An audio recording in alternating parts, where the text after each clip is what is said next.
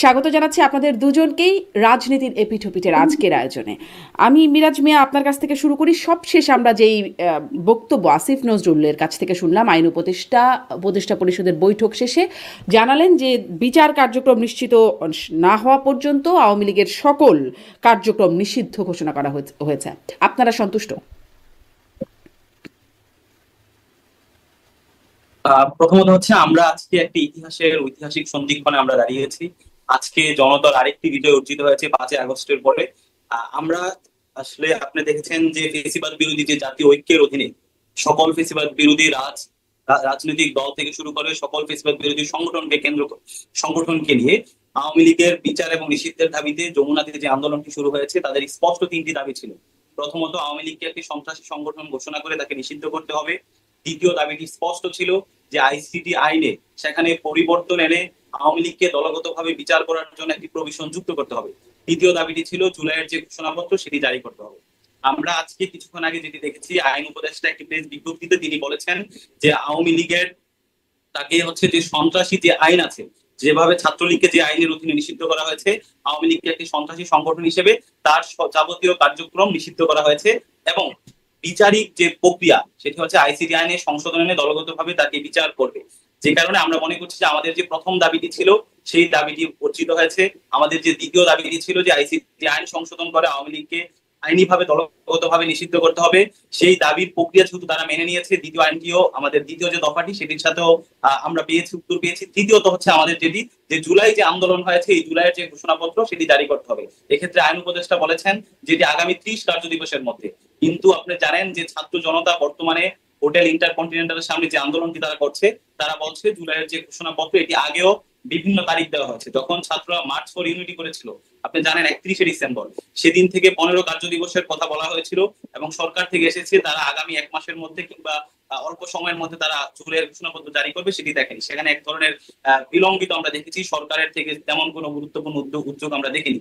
যে কারণে আমরা বলছি জুলাইয়ের যে ঘোষণাপত্র এটি প্রণয়নের জন্য 30 কার্য দিবসের প্রয়োজন। এটি যত দ্রুত সম্ভব এই ঘোষণাপত্র আদায় করি ছাত্র জনতা মাঠ থেকে নামবে। আমাদের দুটি দাবি আদায় হয়েছে, আর একটি দাবি আদায় না হওয়া পর্যন্ত ছাত্র জনতা মাঠ ছাড়বে না বলেই আমি বিশ্বাস করি। জি, 30 কার্য দিবসের মধ্যে আপনারা সেটি না, আপনারা আরো দ্রুত চাচ্ছেন। কিন্তু আমরা তো শুনেছি যে এই জুলাই চার্টার হবে জাতীয় ঐক্যমতের ভিত্তিতে, একটা ঐক্যমত প্রতিষ্ঠিত হবে, তার ভিত্তিতেই হবে জুলাই চার্টার। তো 30 কার্য দিবসের মধ্যে মানে 30 কার্য দিবসের মধ্যেও কি ঐক্যমত প্রতিষ্ঠিত হয়ে যাবে বলে আপনারা মানে এটি মনে হচ্ছে? আর তার আগে কি আসলে সম্ভব সেই ঐক্যমত প্রতিষ্ঠার কাজটা? সম্ভব বলতে আপনার মার্চ ফর ইউনিটি যখন হয়েছিল গত 30শে ডিসেম্বর 2024 সালে, তখন থেকেই সরকার বলেছে সকল রাজনৈতিক দলগুলো নিয়ে তারা বারবার বসবে এবং বসার মাধ্যমেই তারা একটা ঐক্যমত্যে আসবে। আমরা মনে করি যে তারা রাজনৈতিক দলগুলোর সাথে একবার বসেছিল, আপনারাও জানেন যে একবার বসেছিল তারা, সেখানেও সব দল একমত আছে। যেই জায়গাটিতে তারা একমত হতে পারেনি যে এই যে জুলাইয়ের যে ঘোষণাপত্র এটির আসলে লিগাল প্রসিডিউর কি হবে, এটির আইনি প্রয়োগ কি হবে, এই ব্যাপারটিতে একমত হয়নি। তাই আমরা মনে করছি যে এই আইনি ব্যাপারটিতে একমত কিভাবে হবে, এই প্রসিডিউরের জন্য আসলে 30 কার্য দিবসের প্রয়োজন নেই, এটিকে আরো দ্রুত বাস্তবায়ন করতে। জি, ধন্যবাদ মিরাজ। আমি আপনার কাছে আবার আসবো। যারা মাসুদ কামাল, আওয়ামী লীগের সকল কার্যক্রম নিষিদ্ধ হয়েই গেল, কেমন হলো এই বিষয়টি? সেটি তো একটু আপনার কাছ থেকে শুনতেই চাইবো। হয়তো পরবর্তীতে এর ইম্প্যাক্ট কি বা ফলাফল কেমন হবে এগুলো নিয়ে পরবর্তীতে কথা বলবো, কিন্তু আপনার সাথে সার্বিক একটু মূল্যায়ন আগে জানি যে কেমন হলো বিষয়টি। এটা যেটা হলো, এটা আমি ব্যক্তিগতভাবে এটা আমি পছন্দ করি নাই। এই কারণে যে আমি মনে করি আওয়ামী লীগের যে কৃতকর্ম তার শাস্তি হতেই পারে এবং তার শাস্তি হওয়া উচিত আমি মনে করি। কিন্তু যে প্রক্রিয়ায় কাজটা করা হলো, এখানে আমার কাছে মনে হলো এটা একটা পাতানো খেলা ছিল। পাতানো খেলা মানে সরকার সিদ্ধান্ত নিয়েছিল তারা এই কাজটা করবে এবং এই এনসিপি তো এখানে দলীয় ভাবে ছিল কিনা আমি জানি না। আমি হাসনাত আব্দুল্লাহর কার্য মানে প্রভাবটাই দেখেছি। নাহিদ ইসলামও দাবি জানিয়েছেন, এই বিষয়ে বলেছেন, মানে সেই হিসাবে তো ছিলই। ঠিক আছে, উনি একদিন ছিলেন, আজকে তো ওনার কোনো অবস্থান দেখিনি আমি, এবং সবকিছুই দেখলাম যে হাসনাত আব্দুল্লাহ করছে। এবং আমার কাছে মনে হয়েছে যে এদেরকে বলা হয়েছিল তোমরা এরকম একটা দাবি করো, তাহলে আমাদের পক্ষে কাজটা করা সহজ হয়, এবং ওনারা এই কাজটা করেছেন। এবং এখানে বিএনপির কি অবস্থান আমি জানি না। আমি বিএনপির কাছ থেকে এখন পর্যন্ত কোন রকম যে এটাকে তারা সমর্থন করেছে অথবা তারাও দাবি করেছে এরকমটা আমি শুনিনি। তবে আমি যতটুকু বিএনপি রাজনীতিটা বুঝি, বিএনপি এটা নিয়ে কোনো দ্বিমত করবে না। বিএনপি আসলে এটাই চাচ্ছিল বিএনপি পলিটিক্স তো এটাই, বিএনপি এটাই চাচ্ছিল যে তোমরা করো, আমরা কোনো দায় নেব না। এই ছিল বিএনপির প্ল্যানটা আর কি। কারণ এই যে কাজটা করে বিএনপি তো সামনে নির্বাচন নিয়ে চিন্তা করতেছে, বিএনপির হিসাব নিকাশ অনুযায়ী এটা করলে পরে বিএনপির লাভ হবে, এবং বিএনপি সেই রাজনীতিটাই করছে। তারা শেষ মুহূর্ত পর্যন্ত দেখেছি আমি, মির্জা ফখরুল ইসলাম আলমগীর বলেছে যে কোনো দলকে নিষিদ্ধ করার দায়িত্ব আমাদের না। তারা এটা দাবিও করে নাই, তারা এটা করেও নাই, সরকার করেছে। কিন্তু এনসিপির দাবির প্রেক্ষিতে এবং এনসিপির সঙ্গে কতগুলি ইসলামপন্থী দল, তাদের দাবির প্রেক্ষিতে এটা সরকার এই সিদ্ধান্তটা নিয়েছে। এবং আমি মনে করি এই সরকার, এই অন্তর্বর্তীকালীন সরকার, পরবর্তী সময় তো অন্তর্বর্তীকালীন সরকারের অনেক সিদ্ধান্ত নিয়ে মূল্যায়ন হবে। কিন্তু কারণ সবসময় মনে রাখতে হবে আজকের দিনটাই কিন্তু শেষ দিন না। কিন্তু আনফরচুনেটলি যারা ক্ষমতায় থাকে তারা মনে করে আজকের দিনটাই শেষ দিন, এরপরে আরো অনেক দিন আসে, এবং সেই দিনগুলিতে এই অন্তর্বর্তীকালীন সরকারের প্রত্যেকটা কর্মকাণ্ড নিয়ে কিন্তু চুলচেরা বিশ্লেষণ হবে, দেশে হবে, দেশের বাইরে হবে। তারা তাদের আনডেমোক্রেটিক যে কটা কাজ এই সরকার করেছে বলে বলা হবে পরবর্তীতে, তার মধ্যে শীর্ষস্থানে থাকবে এই কাজটা। এটা যদি তারা নির্বাহী আদেশের মাধ্যমে না করে একটা সিস্টেমেটিক ওয়েতে করতো, আমার কোনো আপত্তি ছিল না। তারা এই কাজটা করার জন্য হাসিনা সরকারের না, ঠিক আওয়ামী লীগ সরকারের একদম শুরুর দিকে একটা কালো আইনকে তারা তাদেরকে পুঁজি করতে হয়েছে। আমরা একটা আইনকে কালো আইন বলি কেন? আমরা একটা আইনকে কালো আইন বলি কেন? এই কারণে বলি যে এই আইনটা দ্বারা এমন এমন কাজ করা হয় যা নাকি স্বাভাবিক সময়ে স্বাভাবিক নিয়মে করা সম্ভব ছিল না। সেরকম একটা আইন প্রয়োগ করে তাদেরকে এই কাজটা করতে হয়েছে। এটা কোনো ভালো উদাহরণ হবে বলে আমার কাছে মনে হয় না। জি, মাসুদ কামাল, আপনাকে ধন্যবাদ। আমি এই পাতানো খেলা যে বিষয়টা আপনি বললেন, আমি মিরাজ ভাই আপনার কাছ থেকে একটু শুনতে চাইবো যে এটি আসলেই পাতানো খেলা কিনা। আমি একটু সাথে এই প্রশ্নগুলো কিছু পয়েন্টও যোগ করে দিই, তাহলে আপনি হয়তো এই ভালো করে বিশ্লেষণ করবেন যে 9 মাস পরে হঠাৎ করে, মানে 9 মাস ধরেই আমরা আন্দোলনের বিষয়টা বা আওয়ামী লীগ নিষিদ্ধের দাবিটার বিষয় আমরা জানি আপনাদের আছে, কিন্তু এমন হঠাৎ একটা আন্দোলন শুরু হয়ে গেল, বড় মাপের আন্দোলন যমুনার সামনে, যেখানে 144 ধারা জারি আছে, যেখানে প্রাথমিক শিক্ষকেরা যদি আন্দোলন করতে যায় তাদেরকে গরম পানি ছুড়ে তাদেরকে ওখান থেকে সরিয়ে দেওয়া হয়। একটা ছবিও খুব ভাইরাল ছিল ওই সময়, যে মায়ের কোল থেকে শিশু ছিটকে পড়ছে আন্দোলনকে দমানোর জন্য, এমন আগ্রাসী অবস্থায় তখন সরকার।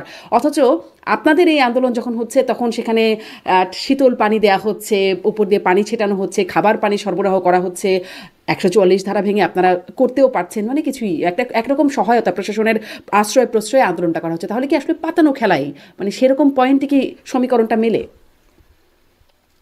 প্রথমত দেখেন, মাসুদ কামাল ভাইয়ের এর আগের বক্তব্য আমরা দেখছি, সেখানে তিনি বারবার বলেছেন তিনি সহ আরো যারা আওয়ামী লীগের নিষিদ্ধ চান না, একটা বিচারিক প্রক্রিয়ার মাধ্যমে আওয়ামী লীগকে বিচার করার পক্ষে, তারা বলছেন যে আসলে জনগণ সিদ্ধান্ত। তো এই জায়গাটা থেকে আপনি জানেন যে বাংলাদেশ যে কোনো রাজনীতিতে, আমি যেহেতু পলিটিক্যাল সায়েন্সের স্টুডেন্ট ছিলাম, রাজনীতি নিয়ে পড়াশোনা, মানুষের জনমত সে কিভাবে দিবে, একজন মানুষ তার রায় কিভাবে দিবে, এটা আসলে তিনটা মাধ্যম। একটা হচ্ছে আপনার গণ অভ্যুত্থানের মাধ্যমে যে কোনো রেজিমের পক্ষে বিপক্ষে মানুষ তার রায়টি দিয়ে থাকে। দ্বিতীয়ত হচ্ছে মানুষ নির্বাচন কিংবা ভোটাভুটির মাধ্যমে রায়টা দিয়ে থাকে। তৃতীয়ত হচ্ছে যদি কোনো ঐতিহাসিক মুহূর্ত থাকে যেটা রাষ্ট্রের সিকিউরিটি থেকে শুরু করে সার্বভৌমত্বের সাথে শুরু করে মানুষের জনমানুষের সাথে রিলেটেড, এমন কোনো যদি রায় হয় তাহলে সেটি গণভোটের মাধ্যমে দিয়ে থাকে। বাংলাদেশে আওয়ামী লীগ থাকবে কি থাকবে না, আওয়ামী লীগ যে আপনার ক্লোজ নাকি ওপেন, এই রায় বাংলাদেশ 5ই আগস্ট জনগণ দিয়ে দিয়েছে। অর্থাৎ গণ আন্দোলনের মাধ্যমে জনগণ তার মতামত যেভাবে প্রকাশ করে সেটি কিন্তু 5ই আগস্ট বাংলাদেশ দিয়ে দিয়েছে যে আওয়ামী লীগ যে চাপটা সেটি বাংলাদেশে। তাহলে আপনারা আবার আন্দোলন করলেন কেন? সেটা যদি ক্লোজড হয়ে যায় তো হয়েই তো। আমরা আন্দোলনটা কেন করছি? আমরা দেখেছি যে এই সরকার আওয়ামী লীগকে তারা নিষিদ্ধ করার ব্যাপারে তারা গড়িমসি দেখিয়েছে। দ্বিতীয়ত আওয়ামী লীগের যারা আছে তাদের আসলে বিচারিক প্রক্রিয়াতে তাদেরকে না এনে তারা আসলে যারা চিহ্নিত যারা সন্ত্রাসী ছিল, যারা বিগত 15 বছর এদেশের রাষ্ট্রীয় ইনস্টিটিউশনকে ধ্বংস করেছে, মানুষের ভোটার অধিকার হরণ করেছে, যারা লক্ষ কোটি টাকা বিদেশে পাচার করেছে, তাদের আমরা অগ্রগতি বিচারের তেমন কোনো অগ্রগতি দেখি নাই। যে কারণে আপনি দেখেছেন যে এই জুলাই গণ অভ্যুত্থানের যারা সামনের কাতারে নেতৃত্ব দিয়েছে তাদের মধ্যে একজন হচ্ছে হাসনাত আব্দুল্লাহ। তার একটি রাজনৈতিক পরিচয় বর্তমানে সে একজন এনসিপির নেতা, সে একজন এনসিপির সদস্য। কিন্তু একই সাথে এই হাসনাত, সে যেমন এনসিপির সদস্য, পাশাপাশি তাদের ডাকে যেই সকল মানুষ রাস্তায় নেমে জুলাই আন্দোলনে অংশগ্রহণ করেছে, সেই জুলাই আন্দোলনের প্রতি তার একটি দায়বদ্ধতা আছে। সেই দায়বদ্ধতা থেকে হাসনাত, সে একজন জুলাইয়ের একজন অগ্রগণ্য সৈনিক হিসেবে সে মানুষকে ডাক দিয়েছে যে আওয়ামী লীগ নিষিদ্ধের দাবিতে সরকার যে আপনার যে ঢিলেমি করছে, সেই জায়গা থেকে সেই আন্দোলনে ডাক দিয়েছে তার ডাকে এদেশের ফেসিবাদ বিরোধী যতগুলো শক্তি আছে সবাই কিন্তু একত্রিত হয়েছে। আপনি আজকে শাহবাগ দেখেন, গতকাল শাহবাগের আন্দোলন দেখেন, যমুনাতে যেই মঞ্চ করে যে আন্দোলন হয়েছে সেখানে ফেসিবাদ বিরোধী সকল দল ছিল। এখন আওয়ামী লীগ নিষিদ্ধের ব্যাপারে আপনি দেখেন যে আওয়ামী লীগ নিষিদ্ধের ব্যাপারে বাংলাদেশে বর্তমানে ফেসিবাদ বিরোধী যতগুলো দল আছে তারা কিন্তু সবাই এক। মানে আমি প্রশ্ন করছি, বিএনপি কি ছিল? বিএনপি কে তো দেখি নাই। বিএনপি তারা বারবার বলেছে তারা আওয়ামী লীগকে এই দেশের জনগণ আওয়ামী লীগ আর দেখতে চান, এটি আজকেও বিএনপির মির্জা ফখরুল ইসলাম বলেছে। কিন্তু আওয়ামী লীগ নিষিদ্ধের প্রক্রিয়াটি সেটি নির্বাহী আদেশে হবে নাকি সেটি যে আন্তর্জাতিক অপরাধ ট্রাইব্যুনালের মাধ্যমে দলগতভাবে বিচারের অধীনে হবে? অর্থাৎ আওয়ামী লীগ নিষিদ্ধের প্রক্রিয়াটি এটি নির্বাহী আদেশ নাকি হচ্ছে আপনার আইসিটি অপরাধ যে আইনগতভাবে হবে, এই প্রক্রিয়া নিয়ে দ্বন্দ্ব ছিল। কিন্তু দলমত নির্বিশেষে ফেসিবাদ বিরোধী যত দল ছিল, বিএনপি সহ থেকে শুরু করে এনসিপি থেকে শুরু করে সবাই কিন্তু আওয়ামী লীগ নিষিদ্ধের দাবিতে একমত। যে কারণে আমরা বলছি এই যে আওয়ামী লীগ নিষিদ্ধের দাবিতে যেটি মাকসুদ কামাল ভাই যেটি একটু আগে বললো যেটি আসলে একটি পাতানো খেলা, এটি আসলে পাতানো খেলা না, কারণ এটি কিন্তু জনগণই তার যে গণ অভ্যুত্থানের মাধ্যমে তাদের রায়টি দিয়ে দিয়েছে। দ্বিতীয়ত আমার ঠিক এখানেই প্রশ্ন, জনগণ রায় দিয়ে দেওয়ার পর আবার নিষিদ্ধ করতে হয় কেন? রায় যদি দিয়েই দেয় আবার নতুন করে নিষিদ্ধ করতে হয় কেন? আর জনগণ তো রায় দিয়েছিল সরকারকে পতন করানোর, তখন আপনারা এক দফায় যখন গিয়েছিলেন তখন সরকার পতনের দায় ছিল। আওয়ামী লীগকে একদম পার্মানেন্টলি নিষিদ্ধ করতে হবে এমন কি সেই সময় আপনারাও দাবি করেছিলেন? তখন তো এই দাবিটা ছিল না। দাবিটা ছিল কারণ আওয়ামী লীগ হচ্ছে দলগতভাবে এই অত্যাচারটি করেছে। আপনি আওয়ামী লীগ দলগতভাবে জুলাইয়ের যে 24-এর ছাত্র জনতার অভ্যুত্থান, এখানে 2000 মানুষকে যে শহীদ করেছে, এটা আওয়ামী লীগ কিন্তু কোনো ব্যক্তি শেখ হাসিনা করেনি কিংবা কোনো আওয়ামী লীগের কোনো ব্যক্তি নেতা করেন, এটা দলগতভাবে তারা করেছে। আমরা শুধু এই 2024-এর কথাই বলছি না, শাপলায় যে গণহত্যা চালানো হয়েছিল, আপনার পিলখানায় যে গণহত্যা চালানো হয়েছিল, আমরা বলছি এই সকল গণহত্যা আওয়ামী লীগ দলগতভাবে করেছে। আওয়ামী লীগ যে যত 15 বছরে যে গুম খুন যে নির্যাতন করেছে সেটি তারা দলগতভাবে করেছে। যে কারণে আওয়ামী লীগের নিষিদ্ধ এটি দলগতভাবে করতে হবে। এবং এই জায়গা থেকে আসলে এটি কোনো পাতানো খেলা নয়, এটি আসলে এই দেশের জনগণের দাবি। কারণ এদেশের মানুষ তারা 5 তারিখে যেমন রায় দিয়েছে, এখন সরকার এটি রায়ের মাধ্যমে এই জনগণের এই দেশের যে ভূখণ্ড, এই ভূখণ্ডের একটি দ্বিতীয় বিজয় অর্জিত হয়েছে বলে আমি মনে করছি। যে কারণে আসলে এটি কোনো পাতানো খেলা না। দ্বিতীয়ত আসলে যেটি বলছে যে এই আওয়ামী লীগ নিষিদ্ধের দাবিতে শাহবাগে যে আন্দোলনটি হচ্ছে এটি আসলে এক ধরনের ইসলামপন্থীদের আন্দোলন। এখানে আসলে শুধু ইসলামপন্থী না, এখানে দলমত নির্বিশেষে এখানে সকল আপনার ফেসিবাদ বিরোধী বা এই জুলাইকে কেন্দ্র করে যে সংগঠনগুলো হয়েছে, এখানে ইনকিলাব মঞ্চ থেকে শুরু করে, এনসিপি থেকে শুরু করে, জামাত থেকে শুরু করে, ইসলামী আন্দোলন থেকে শুরু করে, খেলাফত থেকে শুরু করে, এখানে সব দলের পার্টিসিপেশন আছে। যে কারণে আমরা বলছি আসলে এটি কোনো একক ব্যানারে কিংবা একক নেতৃত্ব হচ্ছে না, এটি জুলাইয়ের ব্যানারে যেমন হচ্ছে এবং জুলাইয়ের সাথে যারা ফেসিবাদ বিরোধী আন্দোলনে যারা সম্পৃক্ত ছিল তাদের সবার এখন পার্টিসিপেশন রয়েছে। আরেকটা বিষয় যেটি কথা মাঝে মাঝে আমরা মাসুদ কামালের বিভিন্ন কন্টেন্ট থেকেও আমি দেখেছি বা আমরা দেখি, যেগুলো মানে আওয়ামী লীগের একটা বড় কর্মী সমর্থক ভোটার নেতাকর্মীরা তো আছেন, এই সংখ্যাটা খুব ছোট না, বেশ বড় একটা সংখ্যা। তারা একাধিকবার ক্ষমতায় থেকেছে, বিরোধী দলে থেকেছে, একদম ঐতিহাসিক রাজনৈতিক দল হিসেবে থেকেছে, তারপর তাদের নানান অকর্ম আছে, মানে অপকর্ম আছে, সেগুলোও যেমন একই সাথে সত্যি। এই মানুষগুলোর প্রতি একটা অবিচার হচ্ছে না আওয়ামী লীগ নিষিদ্ধ করাটা? মানে এখনো যেই জরিপ আমরা দেখছি সেখানেও মানে এনসিপির চেয়ে আওয়ামী লীগ এগিয়ে ভোটের জরিপে। দেখেন, ভোটের জরিপে হচ্ছে এখানে প্রথম যে বিষয়টি হচ্ছে আওয়ামী লীগ নিষিদ্ধ করা মানে এটি নয় যে আওয়ামী লীগের বাংলাদেশের 40,000 ওয়ার্ডে যে আওয়ামী লীগ নেতাকর্মী আছে, সমর্থক গোষ্ঠী আছে, তাদেরকে নিষিদ্ধ করা। এখানে আওয়ামী লীগকে দলগতভাবে নিষিদ্ধ করার মানে হচ্ছে আওয়ামী লীগের ব্যানারে যারা দলগতভাবে, যারা চিহ্নিত খুনি, যারা চিহ্নিত টাকা পাচারকারী, যারা চিহ্নিত ভাবে এদেশের প্রতিষ্ঠানকে, এদেশের সাংবিধানিক যতগুলো প্রতিষ্ঠানকে ধ্বংস করেছে, তাদেরকে বিচারের অধীনে আনতে হবে। যারা কোনো ফৌজদারি অপরাধে লিপ্ত না, যারা এই গণহত্যার সাথে জড়িত ছিল না, আওয়ামী লীগের সে সকল নেতা কর্মীরা তো এইসব করে বাইরে, তারা আওয়ামী লীগ করতে পারবে না। যারা গণহত্যা আওয়ামী লীগ করতে পারবে, কারণ আপনি নিষিদ্ধ দলকে তো কোনো নেতা কর্মী সাপোর্ট করতে পারেন। এটি হচ্ছে প্রথম। দ্বিতীয় ব্যাপারটি হচ্ছে দ্বিতীয় যে ইস্যুটি আসে যে আওয়ামী লীগ আসলে সিদ্ধান্ত নিষিদ্ধের ব্যাপারটি, যে আওয়ামী লীগকে ভোটের মাধ্যমে ছেড়ে দাও, জনগণ যদি আওয়ামী লীগকে ভোট না দেয়, আওয়ামী লীগ যদি 1 থেকে 2টি আসন পায়, তাহলে হচ্ছে আওয়ামী লীগ এমনি বেরিয়ে যাবে। এই ব্যাপারটি আসলে খুবই একটা ডেঞ্জারাস একটি হচ্ছে, আমরা মনে করি যে এই ধরনের আক্রমণ খুবই ডেঞ্জারাস। কারণ হচ্ছে দেখেন, আওয়ামী লীগকে যখন আপনি বলছেন যে ভোটের মাধ্যমে নিয়ে আসতে হবে, কারণ আওয়ামী লীগের এই ওয়ার্ড পর্যায়ে হাজার হাজার নেতাকর্মী রয়েছে। আপনি একটু আগেই বলেছেন যে অনেক ক্ষেত্রে দেখা গিয়েছে বিভিন্ন জরিপে যে এনসিপির থেকে আওয়ামী লীগের ভোটার বেশি রয়েছে।